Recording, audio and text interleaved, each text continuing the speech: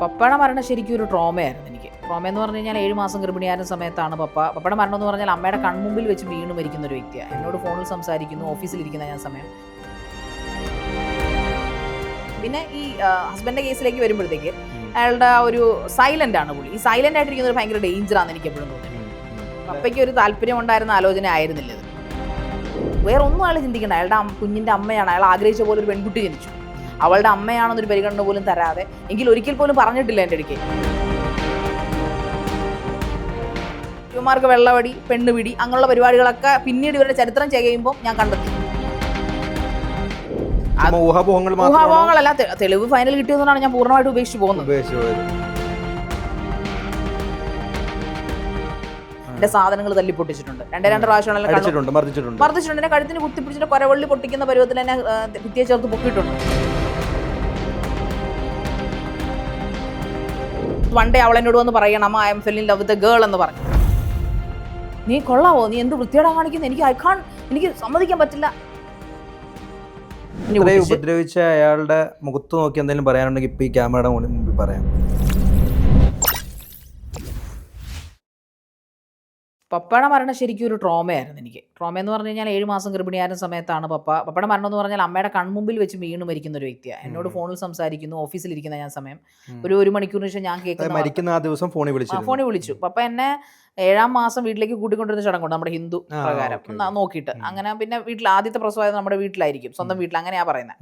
അപ്പോൾ അതിന് നാള് നോക്കാനൊക്കെ ആയിട്ട് പോകാനായിട്ട്, അതായത് ജോത്സ്യൻ്റെക്ക് പോയി നേരം കുറിപ്പിക്കാൻ പോകണം. അപ്പോൾ ജോത്സ്യനെ ഇവിടെ ഇല്ല, തിരിച്ചു വന്നു. എന്തോ നാരങ്ങ വെള്ളം കലക്കി കുടിച്ചു. അതിനുശേഷം അമ്മ പറയുന്ന പുറത്ത് എന്തോ സാധനങ്ങൾ പറക്കാനായിട്ട് നിന്നു. അമ്മ മേളിലോട്ട് കയറിപ്പോയി, വിളക്കൊക്കെ തേച്ചുകൊണ്ടിരിക്കും. അത് പൂജാമുറി മേളിലായതുകൊണ്ട് മേളിൽ വെക്കാൻ പോയി. തിരിച്ചു വരുമ്പോൾ പപ്പ മണ്ണി വീണ് കിടക്കുവാണ്, മരിച്ചു. കാരണം അമ്മ പറയുന്ന പപ്പയുടെ കൃഷ്ണമണിയൊക്കെ മേളിലോട്ട് പോയി നിൽക്കുമായിരുന്നു. അപ്പോൾ ആ ഒരു അവസ്ഥ ഒന്ന് ആലോചിച്ചു നോക്കുക. അമ്മയാണ് വെള്ളം കണ്ണടപ്പിക്കുന്നത്. അമ്മയുടെ അലർച്ച കേട്ടോണ്ടാണ് അപ്പുറത്തെ വീട്ടിലെ ചേച്ചി ഓടി വരുന്നത്. വീട്ടിൽ ആരുമില്ല, ആങ്ങളെ ഉണ്ട് നാട്ടിലെങ്കിൽ, അവൻ പുറത്തെന്തോ പോയി. ഹസ്ബൻഡാണ്, എക്സ് ഹസ്ബൻഡ്, പുള്ളിയാണ് വിളിക്കുന്നത്. വിളിച്ചിട്ട് ഇങ്ങനെ അവരാ പൊതിഞ്ഞോണ്ടൊക്കെ പോകുമായിരുന്നു. ഇങ്ങനെ നമ്മളെ അപ്പോഴും നമ്മൾ തമ്മിൽ പ്രശ്നങ്ങളുണ്ടെങ്കിലും അതോടുകൂടി അയാൾ മാറുമെന്നാണ് ഞാൻ കരുതുന്നത്. നമ്മുടെ കൂട്ടത്തിൽ നമ്മളൊരു ഒരിക്കലും ലൈഫിൽ ഞാൻ സൈക്കോളജിക്കലായിട്ട് വായിക്കുമ്പോൾ എനിക്ക് തോന്നി, വിളിച്ച് പറഞ്ഞത് ബാബുച്ചന് വയ്യ, ഹോസ്പിറ്റൽ, ബാബുച്ചൻ എന്നാണ് വിളിക്കുന്നത്. പപ്പയുടെ പേര് ബാബു എന്ന്. അപ്പം ബാബുച്ചന് വയ്യ. അപ്പം ഞാനോർത്ത് എൻ്റെ വീട്ടിൽ എന്ത് പ്രശ്നവും എന്നെ ഹാൻഡിൽ ചെയ്യാൻ എൻ്റെ അമ്മ വിളിക്കും. അതെല്ലാം ഹാൻഡിൽ ചെയ്യുന്ന ഒരാളാണ് ഞാൻ. പക്ഷെ ഒരു ആൺകുട്ടിയെ പോലെ ഹാൻഡിൽ ചെയ്യുമെന്നാണ് പൊതുവിൽ എൻ്റെ കുടുംബത്തിൽ അറിയപ്പെടുന്നത്. അപ്പോൾ അങ്ങനെ ഇരുന്ന സമയത്ത് ഇയാളത് വിളിച്ചു, പപ്പയ്ക്ക് വയ്യ എന്ന് പറഞ്ഞ് വിളിച്ചു. ഞാൻ ഉറപ്പിച്ചു പപ്പ മരിച്ചിട്ടുണ്ടാവും. കാരണം അല്ലായിരുന്നെങ്കിൽ അമ്മ എന്നെ വിളിക്കുമായിരുന്നു, അല്ലെങ്കിൽ എൻ്റെ ആങ്ങളെ എന്നെ വിളിക്കുമായിരുന്നു. ആ സമയത്ത് എൻ്റെ ചിന്തയത്. അപ്പം ഞാൻ ഉറപ്പിച്ചു പപ്പയ്ക്ക് മരിച്ചിട്ടുണ്ട്. വീട്ടിലിങ്ങനെ മറ്റേ പായൊക്കെ വിരിക്കുന്നതും പപ്പയെ കിടത്തിയിരിക്കുന്നതും ഒക്കെ ആ ഒരു പിക്ചറൈസേഷൻ ആയിട്ട്, അത് ഞാൻ പറഞ്ഞാൽ വിശ്വസിക്കില്ല ആരും പറയാം. എൻ്റെ മനസ്സിൽ അപ്പോൾ വന്നു കഴിഞ്ഞത്. അപ്പോൾ ഞാനൊരു മരവിപ്പിലേക്ക് പോയിക്കൊണ്ടിരിക്കുക, കരച്ചിലില്ല. അപ്പോൾ ഞാൻ ഇയാളോട് ചോദിക്കുന്നുണ്ട്, പപ്പയ്ക്കൊന്നും പറ്റിയിട്ടില്ലല്ലോ, ഒരു ആശ്വാസം. എനിക്കറിയാം പപ്പ മരിച്ചു എന്ന്, പക്ഷേ എങ്കിലും ഞാൻ ആശ്വാസമായിട്ട് ചോദിക്കും. അപ്പോൾ ഇയാൾ മിണ്ടുന്നില്ല. എല്ലാവരും പുറത്തേക്ക്, എല്ലാവരും സൈലൻ്റ് ആണ്. മറ്റേ പിൻഡ്രോപ്പ് സൈലൻസ് പോലെ കാറിൽ വരുന്നങ്ങ് പോകുന്നു. പക്ഷേ ദൂരെന്ന് കാണുമ്പോഴേ, വീട്ടിലെ ആൾക്കൂട്ടം കാണുമ്പോഴേ നമ്മൾ അല്ലറേ അങ്ങനെ അതൊരു ദുരന്ത ട്രാജഡി, നമുക്കത് ഓർക്കാൻ ഇഷ്ടമില്ലാത്തൊരു കാലഘട്ടം. ആ കാലഘട്ടത്തിൽ നിന്നാണ് ഇയാൾ എന്നോട് ചോദിക്കുന്നത്. അപ്പോൾ കല്യാണം കഴിഞ്ഞിട്ട് 1 വർഷം കഷ്ടി തികഞ്ഞിട്ടേ ഉള്ളൂ. 1 വർഷം കഴിഞ്ഞു, ഒരു 3-4 മാസം കൂടെ ആയി കാണുമായിരിക്കും. അപ്പോൾ ആണ് പുള്ളി എന്നോട് ചോദിക്കുന്നത്. ആ ചോദ്യങ്ങളൊന്നും എനിക്ക് മറക്കാൻ പറ്റുന്നത്. ഞാൻ പറഞ്ഞില്ലേ, ലീവ് എടുക്കുന്ന കാര്യം, ലീവ് എടുക്കണോ, ഞാൻ നിൽക്കണോ, അങ്ങനെ. പിന്നെ പ്രസവം കഴിയുന്നു. ഈ മെഡിക്കൽ കോളേജിലെ കേസ് ഞാൻ പറഞ്ഞല്ലോ. അതിനുശേഷം ഈ വ്യക്തിയായിട്ട് ഈ പ്രശ്നം ഉണ്ടാകുന്ന സമയത്ത് പപ്പ ഉണ്ടായിരുന്നെങ്കിൽ എത്ര പ്രശ്നം പരിഹാരമായിരുന്നില്ല. ആ സമയത്ത് തന്നെ ഒരു പക്ഷേ നാട്ടിലുണ്ടായിരുന്നെങ്കിൽ, പപ്പയ്ക്ക് ഒരു താല്പര്യം ഉണ്ടായിരുന്ന ആലോചന ആയിരുന്നില്ല ഇത്. കാരണം അത്യാവശ്യം നല്ല ആഡംബരത്തിൽ നടത്തിയൊരു കല്യാണമായിരുന്നു എൻ്റെ. അപ്പോൾ തന്നെ പപ്പ പറഞ്ഞു, സ്ഥിരമായിട്ടൊരു ജോലിയല്ലേ, ആൾ കോൺട്രാക്ട് ബേസിൽ വർക്ക് ചെയ്യുന്നതാണ്. MBA ഗ്രാജുവേഷനോട്, എൻ്റെ ആംഗ്ല MBA ആണ്. അപ്പോൾ MBA ഉണ്ടെന്ന് കരുതി സ്ഥിരമായിട്ടുള്ള ഗവൺമെന്റ് ജോബൊന്നും അല്ലല്ലോ. അപ്പം അവരുടെ സ്വഭാവമൊക്കെ അറിഞ്ഞിട്ട് പോരെ നമ്മൾ കൂടുതൽ കാര്യം, അങ്ങനെ ഒരു ചിന്തയായിരുന്നു. പക്ഷേ പപ്പയ്ക്ക് എന്തോ ഇയാളുടെ ഫേസ്ബുക്ക് ഫോട്ടോ ഒക്കെ കണ്ടപ്പോൾ പപ്പ എന്നോട് ആദ്യം പറഞ്ഞു, ഇവനൊരു കറക്ക് കമ്പനിയാണ്. വെച്ചാൽ കൂട്ടുകാരൊക്കെ ആയിട്ട് ഇവൻ ടൂറിന് പോകുന്ന പടങ്ങളൊക്കെ കണ്ടിട്ടുണ്ടെ പപ്പ അങ്ങനെയൊക്കെ, ആണുങ്ങൾക്കല്ലേ ആണുങ്ങളെ മനസ്സിലാവത്തുള്ളൂ. അന്ന് ഞാൻ എപ്പോഴും, ഇന്നത് ഞാൻ ആലോചിക്കണം, പെൺകുട്ടിക്ക് മനസ്സിലാവില്ല. ഇയാൾ അടിച്ചുപൊളിയാണെന്ന് പെൺകുട്ടി ചിന്തിക്കത്തുള്ളൂ. പക്ഷെ ആണത് കാണുമ്പോൾ അവർക്കറിയാം. പപ്പയ്ക്കൊരു വിഷമത്തോടെ പപ്പ എന്നോട് പറഞ്ഞു, ഇവനൊരു കറക്ക് കമ്പനി ആണല്ലോ, ഷാരിക്കുട്ടി എന്ന് തന്നെ വിളിക്കുന്നത്. ഷാരിക്കുട്ടി ഇവനൊരു കറക്ക് കമ്പനി ആണല്ലോ എന്നിങ്ങനെ പറഞ്ഞിട്ട് പപ്പ പപ്പ എനിക്ക് തോന്നുന്നു പപ്പ ഇത് ഫോർകാസ്റ്റ് ചെയ്തിട്ടുണ്ടാവും. ഒരു പക്ഷേ ഇത് ശരിയാവത്തില്ല, അത് പറയാൻ പപ്പ ഉണ്ടായില്ല.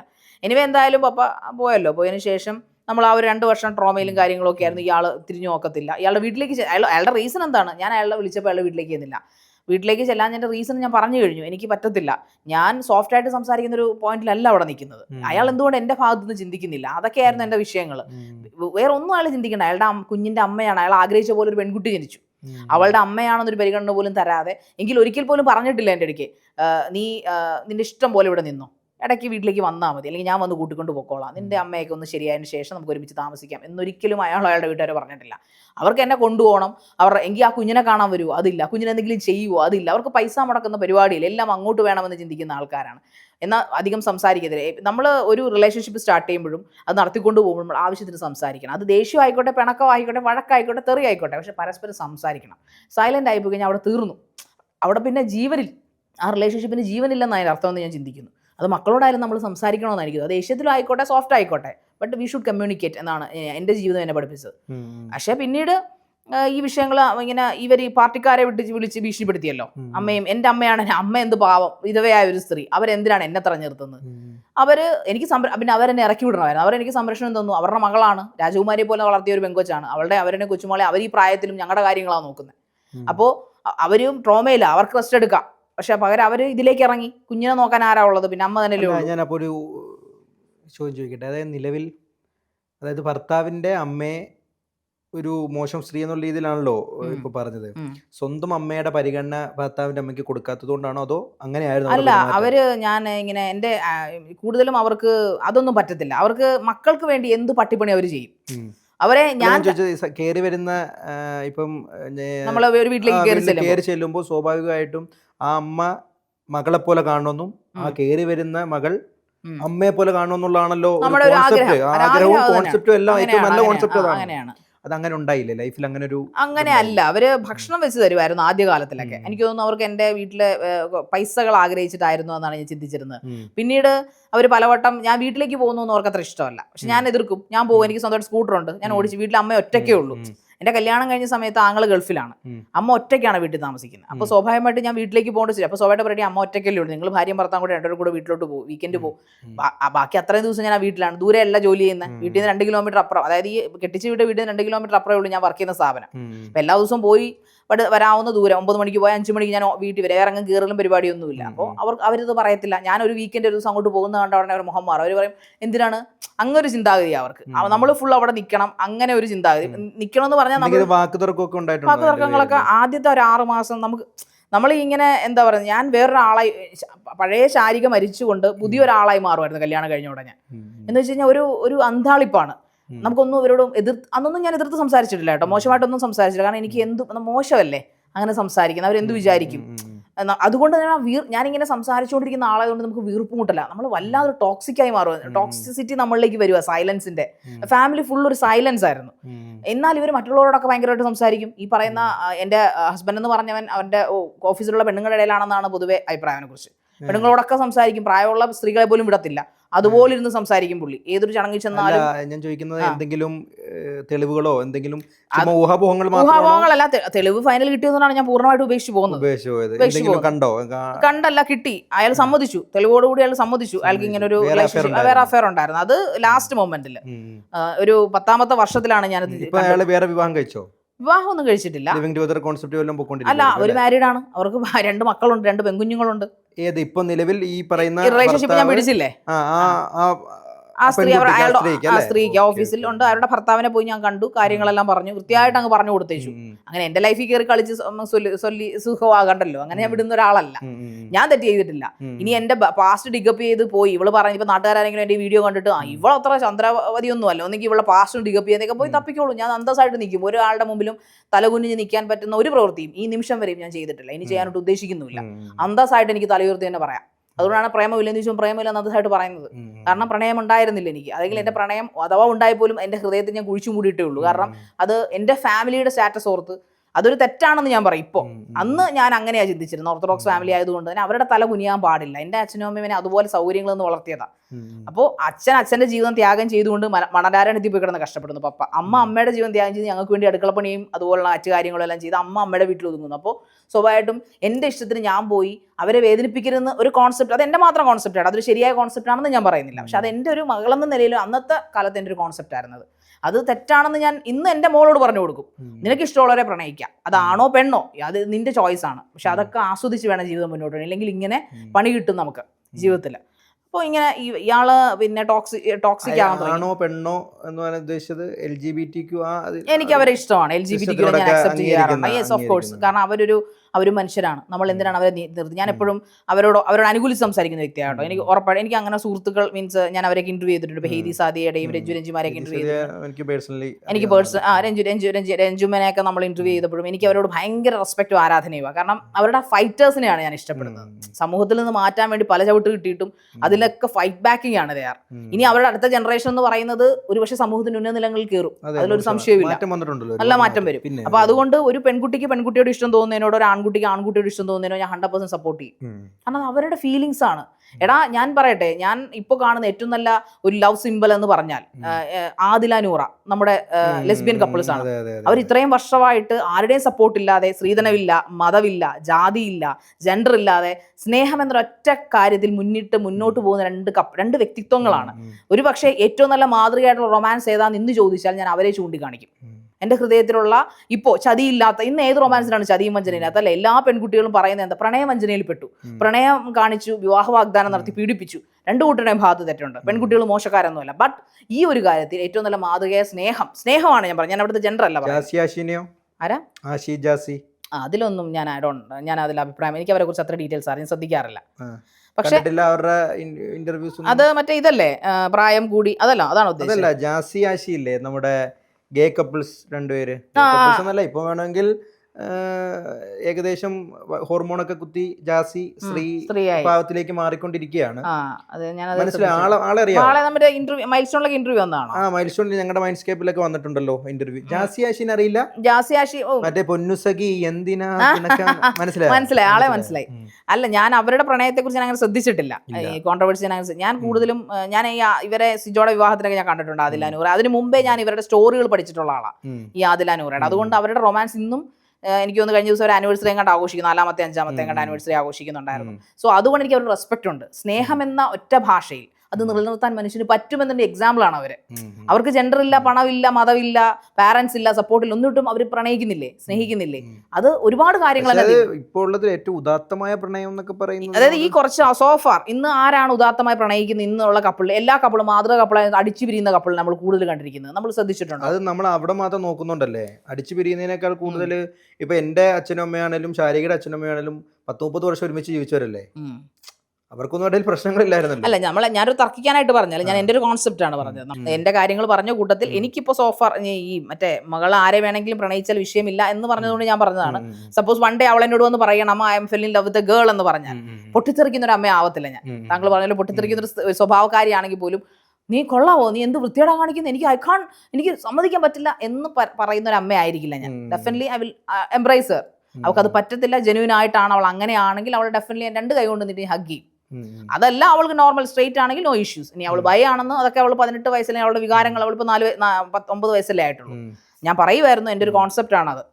അങ്ങനെ വന്നാൽ അവൾ പേടിക്കണ്ട. ചോദിച്ചിട്ടുണ്ടോ, ശാരികയോട് ചോദിച്ചിട്ടുണ്ടോ ബൈ ആണെന്നോ അങ്ങനെ എന്തെങ്കിലും? എന്നോട് ചോദിച്ചിട്ടില്ല, അങ്ങനെ ആരും ചോദിച്ചിട്ടില്ല. ചിലപ്പോ ഞാൻ പ്രതീക്ഷിച്ചിരുന്നു ആ ചോദ്യമൊക്കെ. കാരണം ഈ ഹെയറും കട്ട്. പക്ഷെ ഞാൻ ഒരു 9ാം ക്ലാസ് വരെ പുരുഷന്മാർ ധരിക്കുന്ന പോലെ ഡ്രസ്സും കാര്യങ്ങളും. അപ്പൊ 9ാം ക്ലാസ് വരെ ഞാൻ പുരുഷനാകണമെന്ന് ആഗ്രഹിച്ചിരുന്നു. എന്തുകൊണ്ടെന്ന് വെച്ചാൽ അതൊരു ബ്രേക്കിംഗ് ന്യൂസ് ആണ്. പുരുഷനായിരുന്നെങ്കിൽ ഞാൻ ആണാകണം എന്നല്ല, ആണായിരുന്നെങ്കിൽ എന്ന് ആഗ്രഹിച്ചു. ഒരാണായിട്ട് ജനിച്ചാൽ മതി എന്ന് ആഗ്രഹിച്ചു. ബിക്കോസ് പുരുഷൻ അനുഭവിക്കുന്ന പ്രിവിലേജ് കണ്ടിട്ടാണ് എനിക്ക് കുശുമ്പ് കയറിയത്.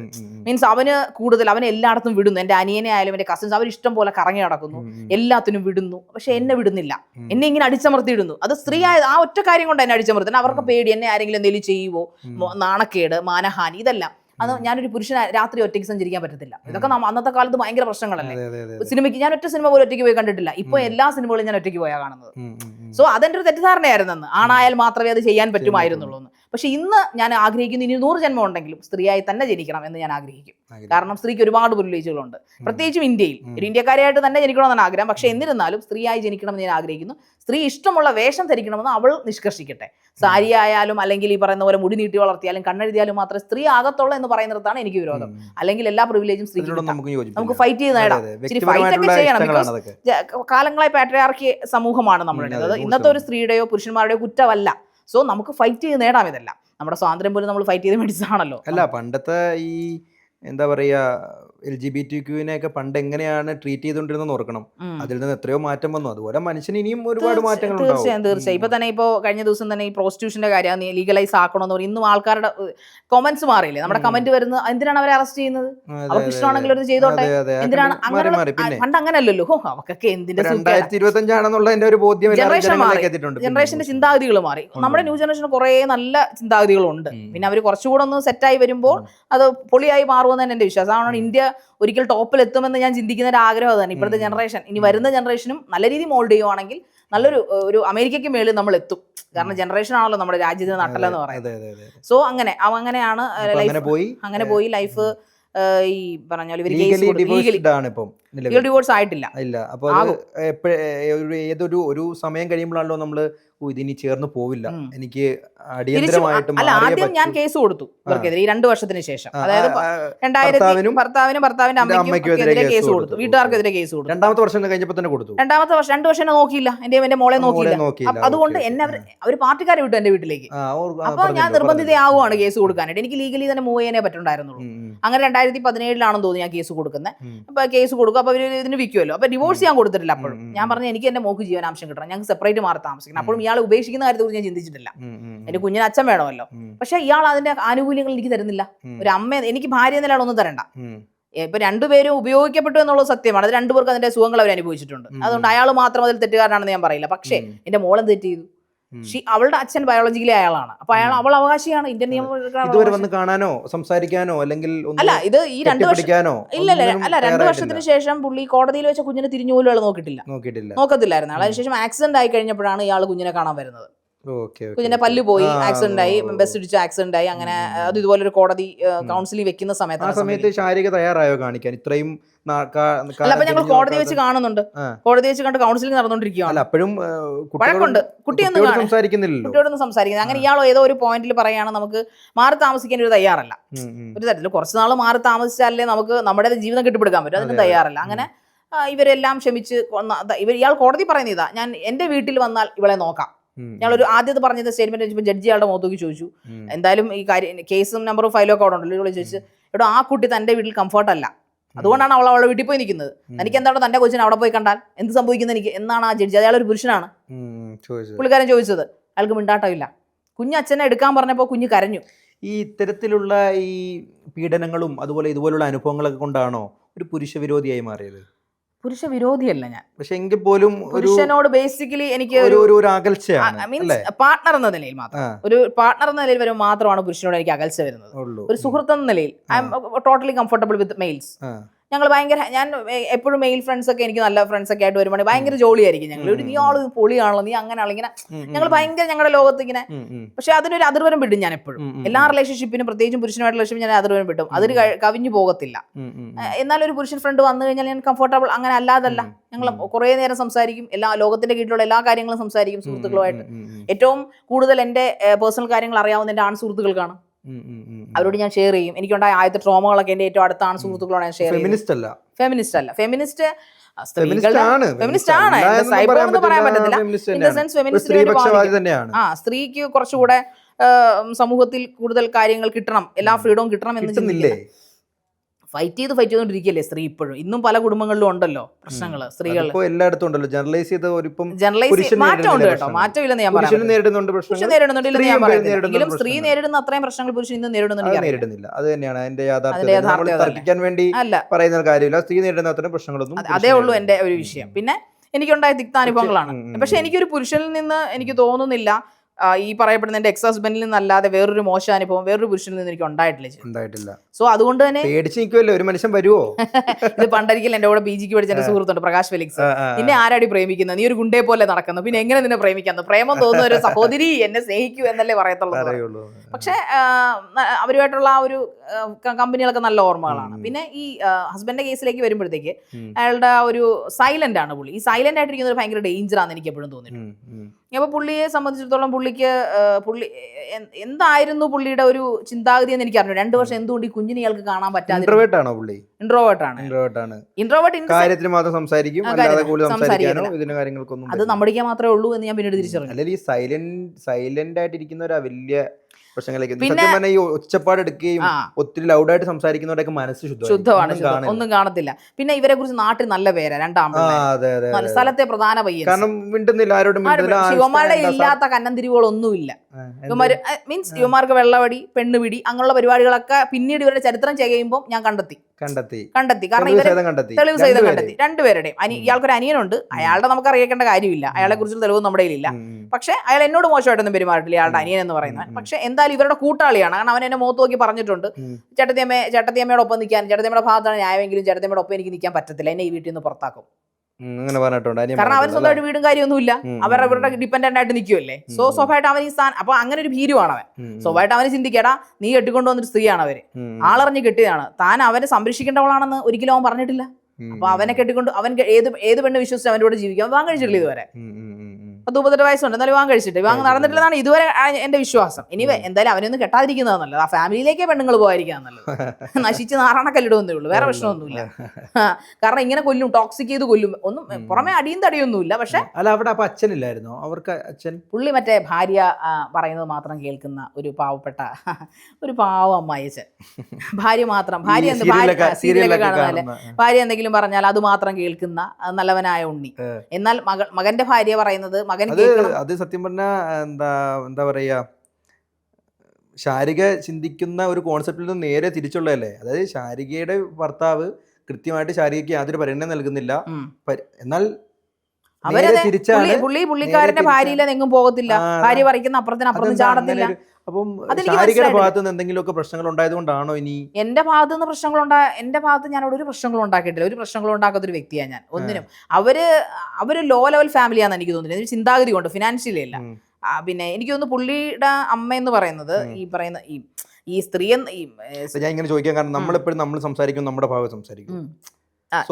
ഞാൻ എന്റെ ക്യാമറയുടെ മുമ്പിൽ ഇരുന്ന് സംസാരിക്കുന്നത്. അപ്പൊ എന്റെ ഭാഗം സംസാരിക്കുമ്പോൾ ഓപ്പോസിറ്റ് ഇരിക്കുന്ന ആൾക്കാർ വന്ന് പറയട്ടെ, അവർ ഇതുപോലെ ഏതെങ്കിലും ചാനലിൽ വന്നിരുന്ന് പറയട്ടെ ഞാൻ എന്തൊക്കെയാണ് ചെയ്തതെന്ന്.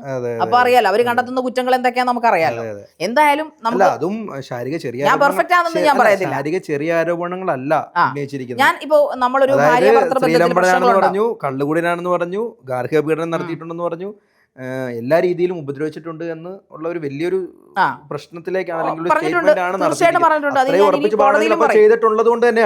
തീർച്ചയായിട്ടും ഗാർഹിക പീഡനം എന്ന് പറഞ്ഞില്ല. അയാൾ എന്നെ ഉപദ്രവിച്ച് 2 പ്രാവശ്യം, എന്നെ കഴുത്തിന് കുത്തിപ്പിടിച്ച്, അയാൾ എന്റെ മുമ്പിൽ കള്ളു കുടിച്ച് അയാൾ വന്നിട്ടില്ല. 2 പ്രാവശ്യം വന്നപ്പോഴും അയാൾ എന്നെ ഉപദ്രവിച്ചിട്ടുണ്ട്, എന്റെ സാധനങ്ങൾ തല്ലി പൊട്ടിച്ചിട്ടുണ്ട്. 2 പ്രാവശ്യം മർദ്ദിച്ചിട്ടുണ്ട്. എന്നെ കഴുത്തിന് കുത്തിപ്പിടിച്ചിട്ട് കൊരവള്ളി പൊട്ടിക്കുന്ന പരുവത്തിൽ എന്നെ ഭിത്തിയെ ചേർത്ത് പൊക്കിയിട്ടുണ്ട്.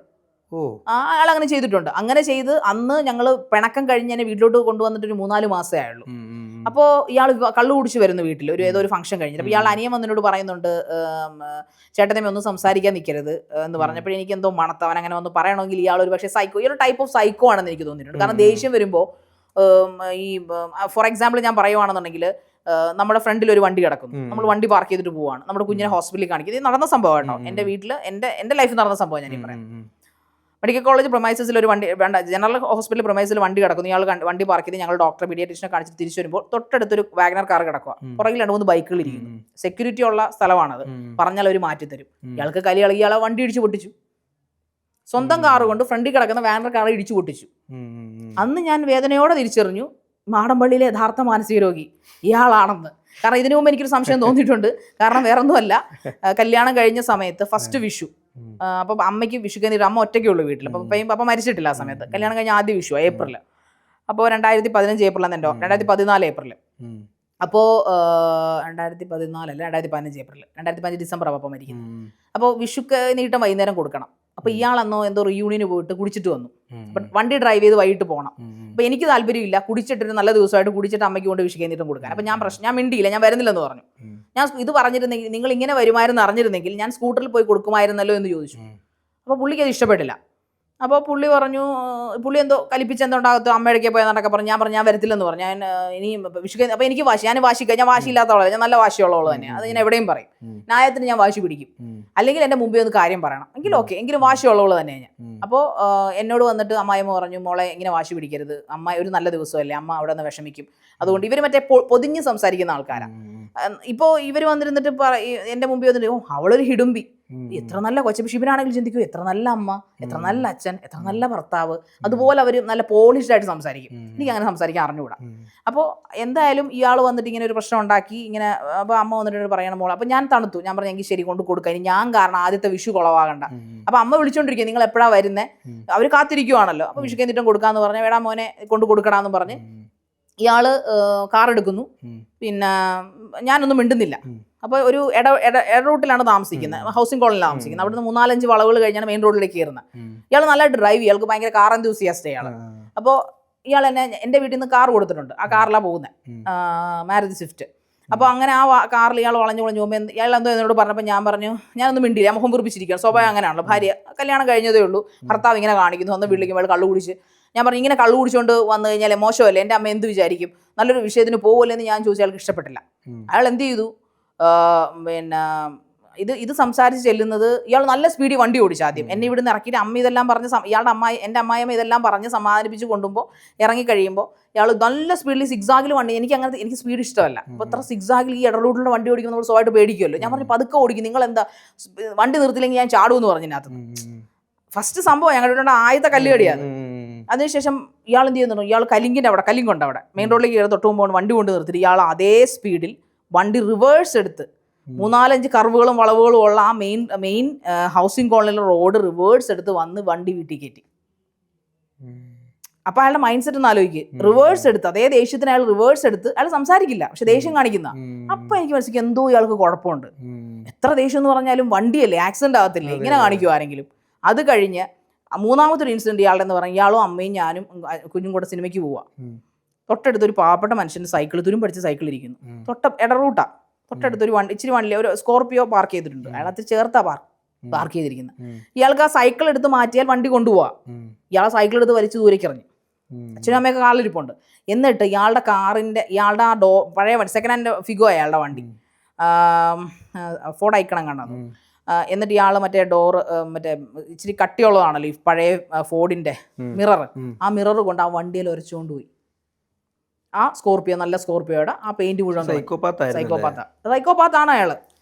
അയാൾക്ക് അത് തിരിച്ചറിയുമെന്ന് എനിക്ക് അറിഞ്ഞുകൂടാ. ഒരുപാട് ക്രൂരതകൾ ഇതുപോലെ ചെയ്തിട്ടുണ്ട്. അയാൾ ക്രൂരതകൾ ചെയ്തു. എൻ്റെ ഇടയ്ക്ക് പക്ഷെ മനസ്സിലായി, എൻ്റെ ഇടയ്ക്ക് കളിക്കാൻ നിന്ന് കഴിഞ്ഞാൽ ഞാൻ വീട്ടിൽ നിന്നൊക്കെ ഇറങ്ങി പോയിട്ടുണ്ട്. പോലീസ് കേസ് കൊടുക്കണമെന്ന് വെച്ചാൽ ഇതുപോലെ എൻ്റെ ട്രൈപ്പോഡ്, ഞാൻ കഷ്ടപ്പെട്ട് മേടിച്ച് എൻ്റെ ട്രൈപ്പോഡ് അയാൾ തല്ലി പൊടിച്ച് തെങ്ങയിലിട്ട്. പ്രത്യേകിച്ച് കാരണമൊന്നും എനിക്കറിയില്ല. എന്തിനാണ് എൻ്റെ കുഞ്ഞിനെ ഞാൻ വഴക്ക് പറഞ്ഞതിന്റെ പേരിൽ അയാൾ അത് ചെയ്തതാ. ട്രൈപ്പോഡ് തല്ലി പൊട്ടിച്ച് എൻ്റെ റേഡിയോ എറിഞ്ഞു ഉപദ്രവിച്ച അയാളുടെ മുഖത്ത് നോക്കി എന്തെങ്കിലും പറയാനുണ്ടെങ്കിൽ ഇപ്പൊ ഈ ക്യാമറയുടെ മുമ്പിൽ പറയാം. എന്തെങ്കിലും പറയാൻ തോന്നുന്നുണ്ടോ? ഇത് എന്തായാലും കാണാതിരിക്കില്ല, 100% കാണും. എന്താ പറയാനുള്ളത്?